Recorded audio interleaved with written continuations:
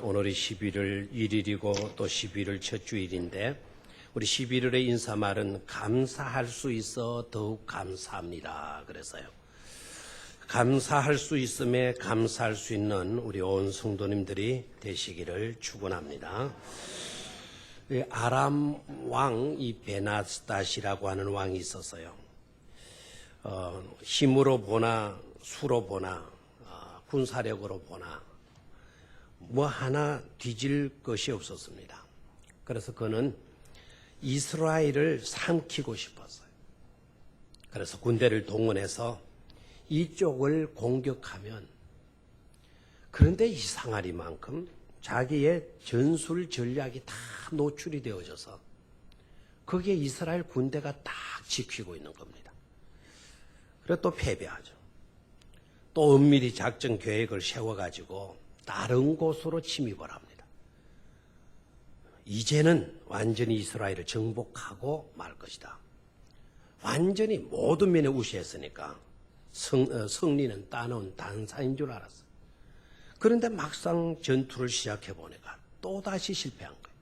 거기에도 이스라엘 군대가 먼저 알고 딱 지키고 있었던 겁니다. 그래서 왕은 생각하기를 아무래도 자기 나라 안에 간첩이 있는 모양이다. 간첩이 아니고서는 이렇게 할 수가 없지. 그렇게 해서 막 화가 나 있을 때 그때 신하 하나가 왕에게 찾아와서 사실에 보고를 합니다. 왕이여, 우리나라에 첩자가 있어서 그런 것이 아니고 이스라엘 나라에는 하나님의 선지자 엘리사라고 하는 선지자가 있습니다. 그 선지자가 왕께서 침실에서 하는 이야기까지 다 알고 다 듣고 있습니다. 그 선지자 때문에 우리가 패배한 것이라고 보고를 합니다. 그랬더니 왕이 그러면 간단하지 않냐. 엘리사 선지자가 한 사람이지. 그 한 사람만 잡으면 우리가 승리하는 것 아니냐. 그렇게 생각을 하고는 엘리사를 잡기 위해서 지난번에는 도단성을 포위했었고 그러다 실패했어요. 이번에는 사마리아 성을 완전히 포위하고 보급로를 완전 차단해 버렸습니다. 이렇게 되자 성안은 비참한 지경에 빠지고 말았습니다. 생필품 값은 터무니없이 뛰었고 많은 사람들은 굶어 죽게 된 것입니다. 심지어 주부들 가운데는 오늘은 네 집 자식을 잡아먹고 내일은 내 집 자식을 잡아먹으며 연명해 가자는 그런 이야기들을 공공연히 하고 다녔습니다. 실로 비참했습니다. 그때 성 밖에는 나병으로 인하여서 쫓겨난 4명의 나병 환자들이 있었습니다. 그들도 살기가 어렵게 되자 자기 성 안으로 들어가 봤자 그들도 먹을 것이 없어서 죽어가고 있는 마당이고 그래서 이들은 서로 말하기를 여기서 굶어 죽으나 저기서 죽으나 죽기는 마찬가지다. 그럴 바에야 적진으로 가서 우리가 항복하고 그들이 살려주면 살 것이고 죽으면 죽자. 그러니 가보자고 했습니다. 그렇게 해서 나병 환자 4명이 아람 적군이 진치고 있는 곳으로 가보니까 이게 웬일입니까? 적지는 텅텅 비어 있는 겁니다. 먹을 것, 입을 것들이 그대로 쌓여 있었습니다. 그때 그들은 이렇게 말합니다. 오늘은 아름다운 소식이 있는 날이다. 성내로 돌아가 이 사실을 알려주어야 한다. 그래서 이스라엘은 나병 환자들이 전해준 소식을 듣고 위기에서 탈출하게 되고 굶주림에서 벗어날 수가 있었습니다. 복음은 살 수 있는 길을 말씀해 주는 복된 소식인 것입니다. 그러나 안타깝게도 그 복음이 누구에게나 다 복된 말씀으로 받아지는 것은 아니더라는 것입니다. 이스라엘이 절대절명의 위기에 빠져 있었을 때에 하나님의 사람 엘리사는 이렇게 선포합니다. 너희는 여호와의 말을 들어라 했습니다. 그리고 생필품 풍기 현상으로 인플레이션 때문에 물가가 터무니없이 치솟고 있는 형편인데도 엘리사는 내일 이맘때에는 사마리아 성문, 우리들이 지금 살고 있는 이 성문 앞에서 내 바겐셰일이 있게 될 것입니다 라고 했습니다. 여러분, 우리는 평상시에도 하나님의 말씀을 잘 들어야 합니다. 특히 위기의 때에는 더 말할 나이가 없습니다. 하나님의 말씀을 듣지 않고 누구의 말을 듣는단 말입니까? 그런데 장관 하나가 있었습니다. 2절 말씀을 보면 그는 왕의 절대적인 신임을 받는 장관이었다고 설명하고 있습니다. 하고 보면 대단한 사람이었을 것입니다. 실력도 대단했을 것입니다. 그런 그가 엘리사의 말을 듣고 반응합니다. 도무지 엘리사 선지자의 말은 있을 수도 없는 유언비어에 지나지 않는 것으로 그렇게 말을 합니다. 그러면서 하는 말이 여호와께서 하늘에 창을 내신들 이런 일은 있을 수 없다고 했습니다. 사실 현실적으로 보면 틀린 말이 아니었습니다. 보급로가 완전 차단되었고 물건들이 절대적으로 부족한 풍기 현상 속에서 어떻게 바게인 세일이 이루어질 수 있단 말입니까? 그러나 우리는 알아야 합니다. 그것은 믿음의 생각은 아니었다는 사실입니다. 신앙적인 판단도 아니었다는 것입니다. 그의 말투로 보면 하나님께서 하셔도 안 된다는 것입니다. 여호와께서 하늘에 창을 내신들 어찌 이런 일이 있으리요. 가만히 여러분 생각해봐요. 하나님이 창을 내셔도 소용없는 그런 것이 지나지 않는다는 말 아닙니까? 하나님의 말씀과 하나님의 능력보다 자신의 이성적 판단을 앞세워서 스스럼 없이 부정적인 말을 내뱉고 있는 것입니다. 이렇게 함부로 이야기하는 경우들을 보면 대개 두 가지 케이스로 인해서 그렇게 된다고 합니다. 하나는 열등의식에 사로잡혀 있을 때 함부로 이와 같은 말을 한다는 거죠. 그리고 또한 경우는 교만으로 가득한 경우라는 것입니다. 아무튼 엘리사 선지자는 그를 향하여 네가 눈으로 똑똑히 보리라 그러나 먹지는 못하리라고 말씀했습니다. 놀라운 것은 그날 나병 환자들의 보고를 듣고 아침에 아람 군대의 진지에 군사들이 들어가 보니까 적군들이 버리고 간 군량미와 의복들이 산더미 같이 쌓여 있었습니다. 그래서 대바겐세일이 엘리사의 예언대로 이루어졌습니다. 이렇게 되자 왕은 자신이 신임하는 장관에게 성문을 지켜서 그 많은 재산을 관리하도록 했습니다. 장관이 성을 지키기 위해서 성문에 서 있는데 때마침 이 사실을 안 백성들이 노도와 같이 밀고 들어오는 겁니다.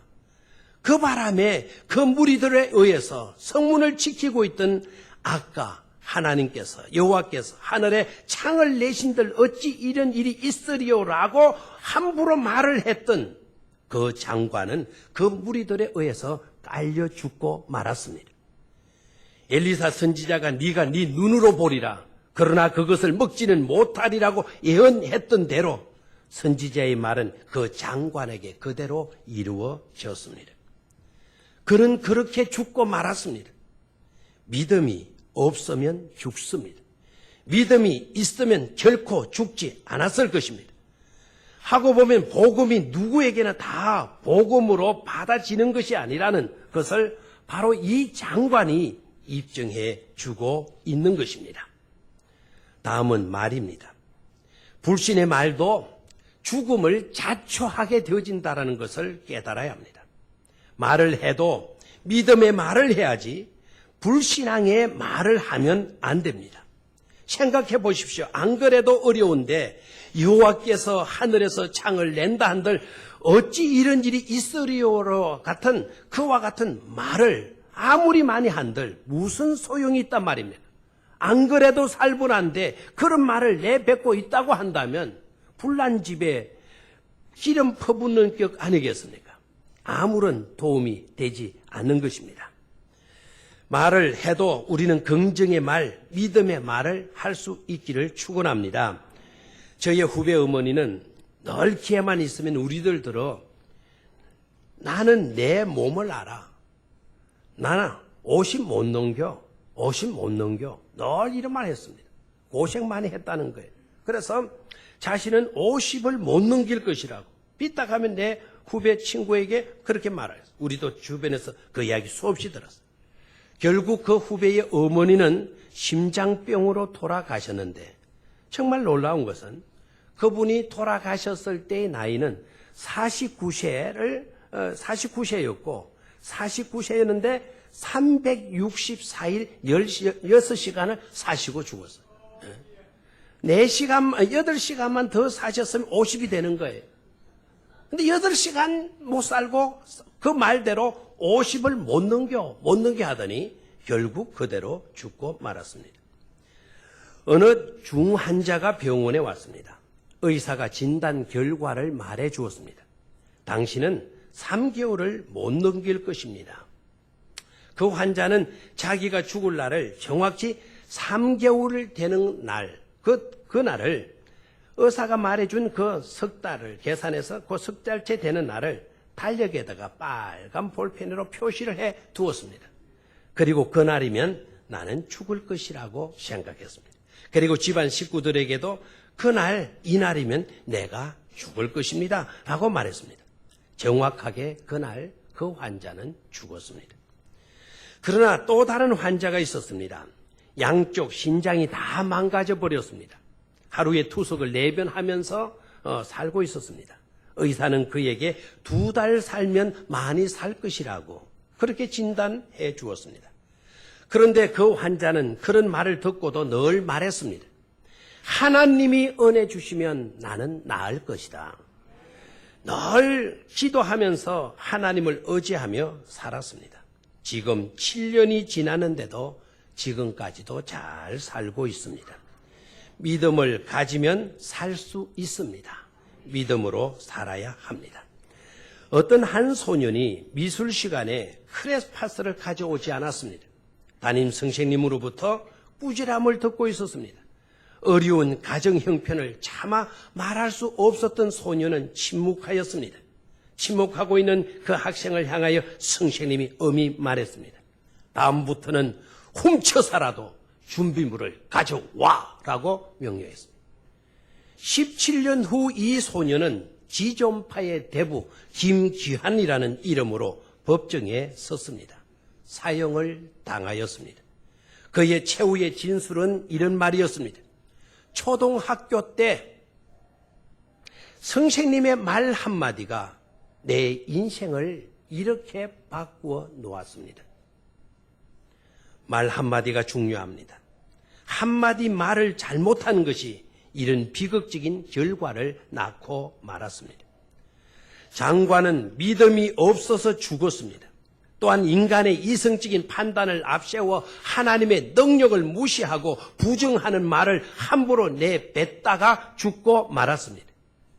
그럴듯한 논리로 사람들을 설득시키는 왕으로부터 신임받는 사람이긴 했으나 하나님 앞에서는 인정받지 못한 비참한 신세가 되고 만 것입니다. 사실보다 중요한 것은 믿음입니다. 똑똑한 것보다 더 귀한 것도 믿음입니다.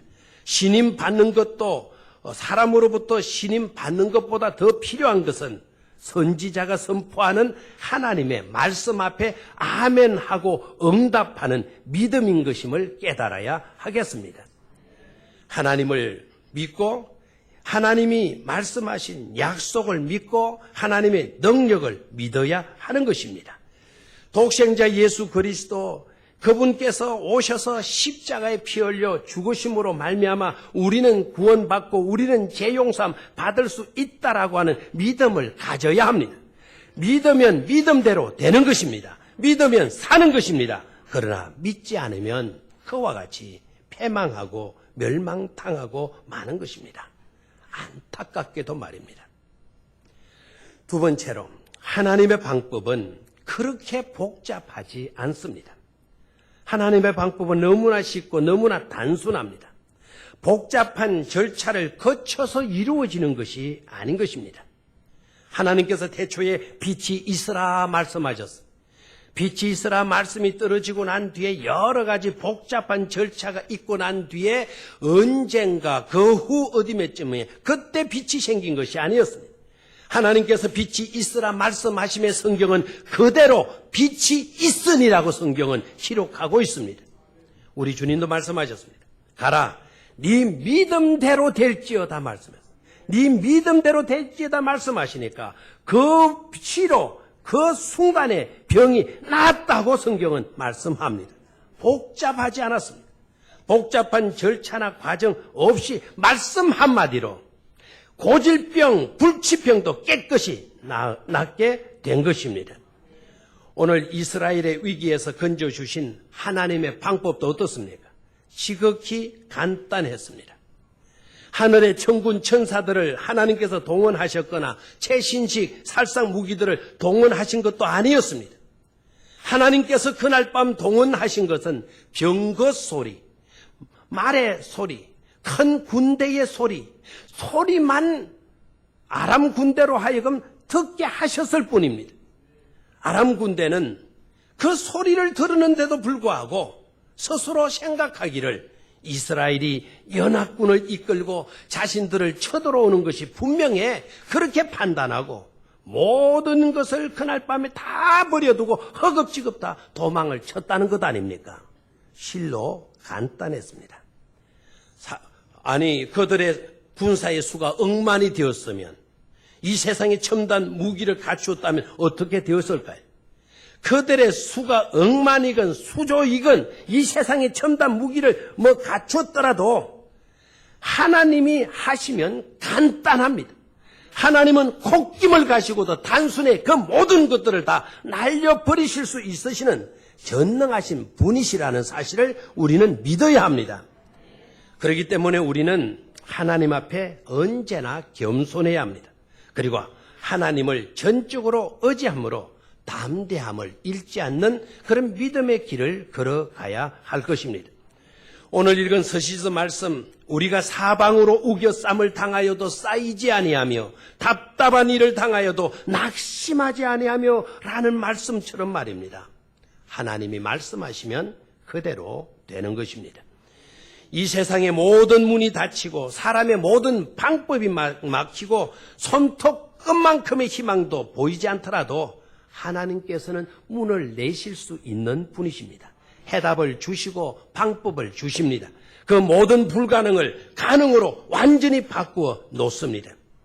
지금도 그러한 것을 우리는 우리의 삶 가운데서 많이들 경험하고 있고 그러한 일들이 일어나고 있습니다. 그래서 우리는 그것을 이름하여 기적이라 하는 것입니다. 내가 산을 향하여 눈을 돌리라. 나의 도움이 어디서 올꼬? 나의 도움이 천지를 지으신 여호와에게서로다. 우리는 고백할 수가 있는 것입니다. 그런 고백 속에서 염려에서 벗어나게 되고 걱정에서 벗어나게 되고 절망에서 우리는 희망을 품게 되는 줄 믿습니다. 어느 교회의 여집사님이 늘 범사에 감사하는 것이 아니라 이 여집사님은 범사에 염려로 충만한 삶을 살았습니다. 하나님께서 이 여집사님을 긍휼히 여겨주셔가지고 그 여집사님에게 모든 염려거리를 다 없애주셨습니다. 그래서 이 여집사님은 이제 염려에서 자유함을 얻게 되었습니다. 그랬더니 그 여집사님이 하는 말, 옆집 집사님을 찾아가시더니 집사님, 저사님, 나 요사이요 큰일 났어요. 아니 무슨 큰일입니까? 요새 보니까 그 대개는 지금 아무런 문제 없이 하나님께서 많이 사랑하시고 축복해 주시는 것 같던데요. 왜 그러십니까? 그랬더니 이 집사님이 하시는 말, 요사이는 염려거리가 없어서 큰 걱정이라고 또 염려하다라는 것입니다. 아마 염려도 은사인지 모르겠습니다. 고민과 절망에서 우리는 엑소더스 출애굽해야만 될 줄로 믿습니다. 하나님은 하실 수 있습니다. 능치 못할 일이 없습니다. 하늘에 창을 내시고 하나님의 은혜와 문제 해결을 주시는 하나님을 신뢰하고 믿음으로 응답하고 긍정의 말을 할 수 있기를 축원합니다. 마지막 세 번째로 죽으면 죽으리라고 결단하고 적진으로 들어간 나병 환자들을 우리는 주의 깊게 보아야 합니다. 나병 환자들이 성에 들어가 보니까 놀라운 것을 꿈 같은 현실을 목격하게 되었습니다. 성이 텅텅 비어 있는 것입니다. 먹을 것, 입을 것, 마실 것이 그대로 남아 있었습니다. 먼저 배고픈 나머지 정신없이 굶주린 배를 채우고 배가 부르니까 이제 금도 보이고 은도 보이고 의복도 보이는 겁니다. 좋은 것 가져다가 막 감춰두었습니다. 그러다가 갑자기 이제는 굶주려 죽어가는 성 안에 있는 자기 동족들이 생각났습니다. 그리고 서로가 서로에게 동일하게 말합니다. 자신들의 소위가 옳지 못하다. 우리들의 행동하는 짓들이 이거 바름직하지 못하다. 오늘은 아름다운 소식이 있는 날이거늘 우리가 잠잠하고 있도다. 만일 아침까지 기다리면 벌이 우리에게 미칠지니 이제 떠나 왕궁에 가서 이 사실을 알려주도록 하자라고 하면서 급히 성으로 돌아가 이 사실을 성전 문지기에게 알려주었습니다. 여기서 우리는 나병 환자들에게 배워야 할 복음의 메시지가 있습니다. 그들은 비록 육체적으로 병이 들었어도 또한 그들은 동족들에게 외면을 당하고 무시당했어도 그들은 이기주의에 빠지지 않았다는 사실입니다.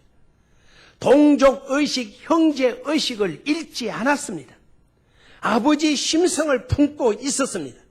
주어진 사명을 소홀히 하면 심판을 명키 어렵다는 것을 잘 알고 있었습니다. 그래서 지체하지 않았습니다. 성으로 돌아가 이 아름다운 소식을 그들에게 전해 주었습니다. 이러한 중요한 소식을 한 나라의 장관이나 대변인 같은 이의 입술을 통해서 전달해 주신 것이 아니었습니다.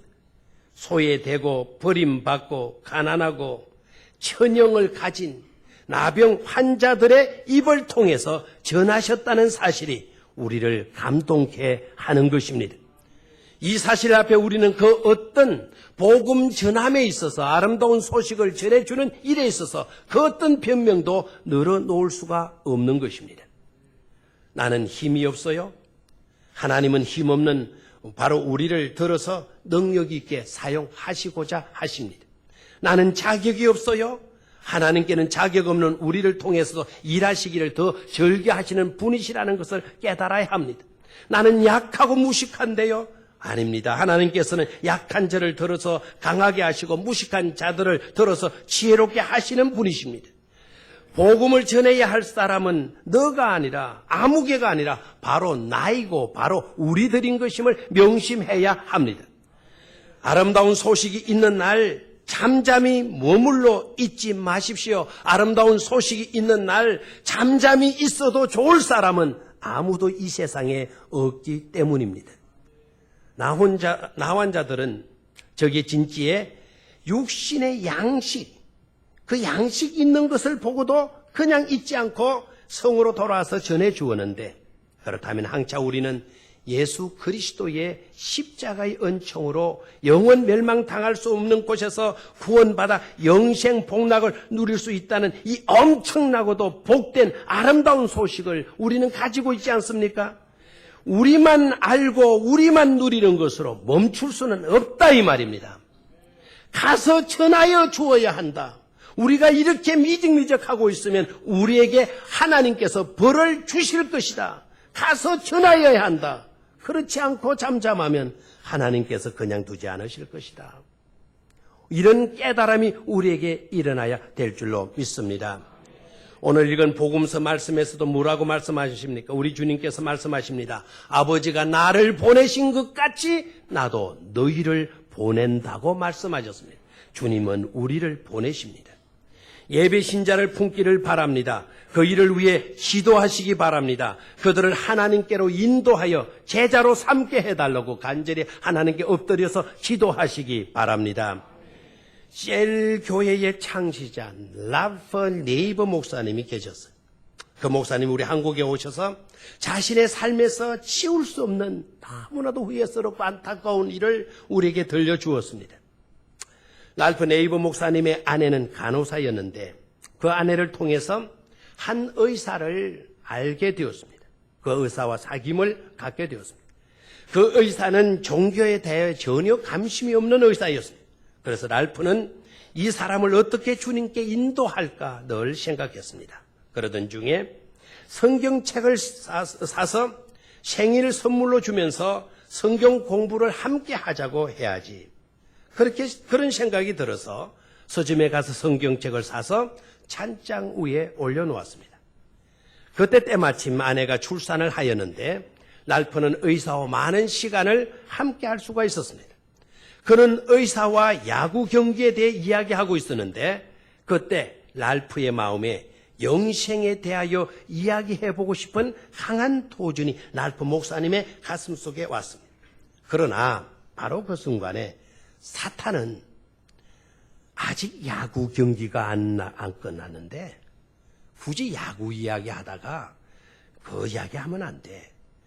야구 이야기가 안 끝났기에 이야기하지 말라고 자꾸 또 한편에 사탄이 속삭이기 시작했습니다. 결국 랄프 목사님은 그 의사에게 복음을 이야기해 주지 못했습니다. 다음날 랄프 목사님은 빌리그레암 전도 집회를 위해서 영국에 갔다가 3주 후에 돌아왔습니다. 그런데 돌아오니 침대에서 아내가 울고 있었습니다. 여보, 왜 우는 거야? 그랬더니 아내가 대답하는 말이 그 의사가 죽었다는 겁니다. 아니, 나이도 어린데 어쩌다가 죽었어? 그러니까 아내가 설명하기를 그가 수상석기를 타러 갔다가 수상석기에서 떨어졌는데 때마침 쏜살같이 다른 보트가 달려오더니 그 의사 위로 지나가서 몸이 두 동강이 잘려서 죽었다는 것이었습니다. 그때까지 랄프의 목사님의 찬장에는 그에게 주려고 했던 성경책이 그대로 남아 있었습니다. 랄프 목사님이 그의 장례를 집례하고 죽은 의사의 집에 가서 가정부를 만났는데 그 가정부가 이런 말을 하더라는 것입니다. 랄프 목사님, 나의 주인 의사 성신님은 그는 당신을 존경했어요. 그가 말하기를 자기는 당신과 성경 공부를 하고 싶다고 했어요. 라는 말을 들려준 것입니다. 야구 이야기를 나누던 밤 성령께서 이미 그 의사의 마음을 준비시켜 놓았으니 영생에 대해 말하라고 했는데 랄프 목사님은 성령의 권고를 경홀히 여겼던 것입니다. 랄프 목사님은 이 사건을 자신의 생애 가운데 가장 후회하는 일 중 하나로 여긴다고 하면서 눈물을 글썽이며 그 이야기를 들려주었습니다. 복음 전도가 중요한 것은 그것이 다른 사람들의 영원한 운명에 결정적인 영향을 끼친다는 데 있습니다. 복음을 전하거나 않거나 그것은 나 자신에게는 결정적인 영향을 끼치지 않습니다. 그러나 복음을 받는 자들의 입장에서 보면 그것은 사느냐 죽느냐의 심각한 문제가 달려 있는 것입니다. 소나기가 그친 후 간혹 보면 길바닥에 고인 곳에 물고기가 들어와서 있는 것을 봅니다.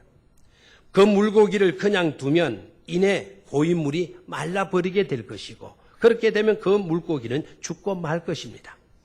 마침 여러분들이 그 길을 걸어가다가 그 물고기를 보면 어떻게 하겠습니까? 그냥 보고 지나갈 수도 있고 아니면 너무나도 아름다운 마음씨를 가진 분이어서 이놈들이 여기 왜 와 있지? 이 물은 말라질 물인데 그러면 너네들이 죽고 말겠구나 생각하고 그 물고기를 잡아서 도랑에 잡아 넣어줄 것인지 그냥 지나가도 여러분들은 누구 말하는 사람이 없을 거예요. 그렇게 해 주었다고 해서 여러분들을 데리고 가서 상 줄 사람도 아무도 없을 것입니다. 물고기를 그냥 놔두고 지나갈 수도 있고 아니면 물고기를 잡아 도랑에 넣어줄 수도 있습니다. 내가 어떻게 했든 그것은 내게 있어서는 그렇게 중요하지 않습니다. 그러나 물고기 입장에서 보면 전혀 그렇지 않습니다. 물고기 입장에서 보면 사느냐 죽느냐의 문제가 걸린 심각한 것입니다. 만약에 여러분들이 그대로 두면 나는 물고기인 자기는 죽을 것입니다.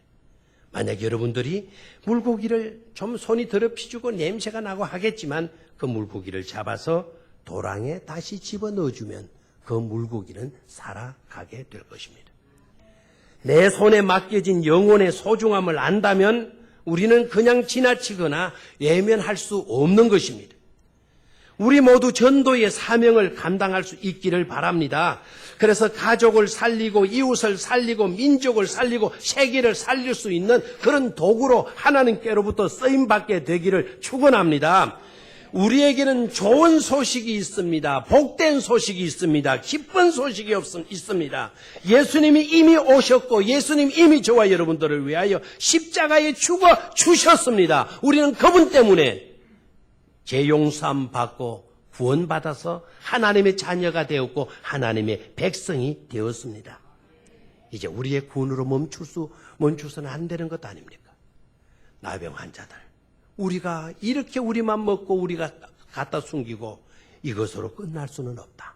오늘은 아름다운 소식이 있는 날이거늘 가서 이 소식을 전하여야 한다. 알려주어야 한다. 그렇지 않으면 하나님께서 우리에게 벌을 주실 것이다. 그런 정신과 그런 믿음으로 우리가 살아야 될 줄 믿습니다.